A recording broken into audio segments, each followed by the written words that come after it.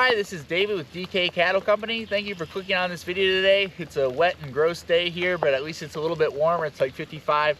It's that weird time of year that you're gonna get a lot of rain one day, it might snow the next day, it might be 70 the next. You don't really know what you're gonna get thrown at you. But it's a little bit warmer, but it's wet and gross. Today I want to talk about what is overgrazing exactly. Are you doing it? You probably are. It's a sin everyone commits. And what you can do to mitigate overgrazing. So overgrazing is when you take a blade of grass, we'll just grab this right here. When you take a blade of grass and the grass is growing up and the animal eats a bite of it, that blade of grass has been grazed. So that is grazing. If that blade of grass tries to grow again in 1 day to 7 days, depending on the time of year, when it tries to start to grow again, if that gets eaten again, that is overgrazing. So that is by definition what overgrazing is not when a piece of grass is grazed, but when a piece of grass is grazed and then bitten again when it's trying to start to grow again. So in the early springtime, grass is gonna grow after getting bitten, probably between a day, 2 days in the early spring, because everything's just shooting up really fast. But in the dog days of summer, that grass's growth cycle is a lot slower.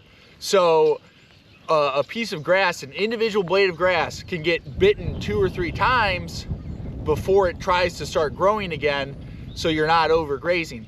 So basically, if you're not moving your cows on average every 4 days, you are, without a shadow of a doubt, overgrazing to some level. That's why I call it the sin that everybody commits, because everyone overgrazes to a point unless you're doing a more adaptive multi-paddock grazing system, and that is the point of those systems. When you see people moving cows every day or every other day, or they say, oh, I move cows every day in the spring and then I move them every 3 or 4 days in the summer, and then I move them, you know, into bigger pastures and every now and again in the fall, that is what they're mitigating. That is what they're doing, is they're avoiding overgrazing. And what that does for you as a producer is it allows you to re-hit that forage, that piece of pasture, sooner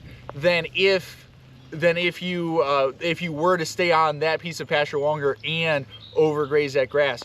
Because when you overgraze that grass, that individual blade of grass, you know, spread throughout a pasture, it is going to stunt the growth of that grass. So if you didn't overgraze it, you could go back to it in probably 4 weeks, maybe 6 weeks, dog days of summer type conditions.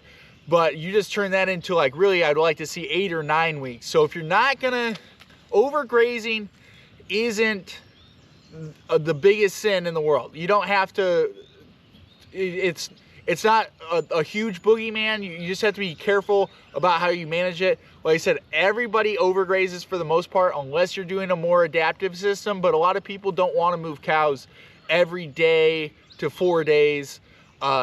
You know, depending, not everybody wants to do that. So if you're not going to do that, so how do I avoid the effects of overgrazing? How do I not, you know, degrade the quality of pasture I have?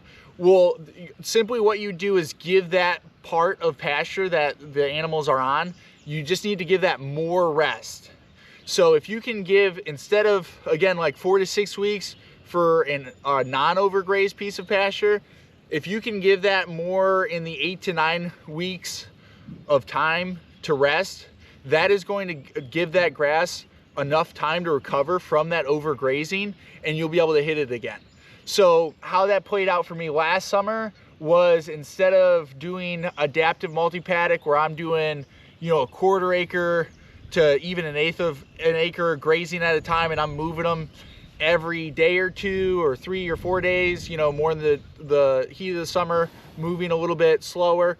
Instead of doing that, I just gave them an acre at a time, and they'd be on that acre for about 5 weeks, and then they'd move to the next acre, 5 weeks, and then the next acre, 5 weeks, so that by the time they're back to that first acre, it's been a full 10 weeks.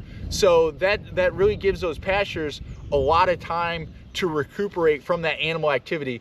So really, you're either going to move them often, depending on the season, more frequently in the spring, less frequently in the summer, or you're going to give that pasture ample rest to recover from that overgrazing. So that's really the only way to completely avoid overgrazing. And then the only solution if you are overgrazing is to really just let the pasture rest. Both of those systems will work. So it's not one is better than the other. If you're overgrazing, that is fine. A lot of people do. Joel Salatin famously says that most people are understocked and overgrazing. That's like the fact of farming nowadays, which is fine, but you just have to give that land more rest. So those are your kind of two solutions to that problem. Please like this video and subscribe to the YouTube channel. Please comment down below how you graze your land and how you manage your pastures. Yeah, we'll catch you on the next one. Have a good day. Bye.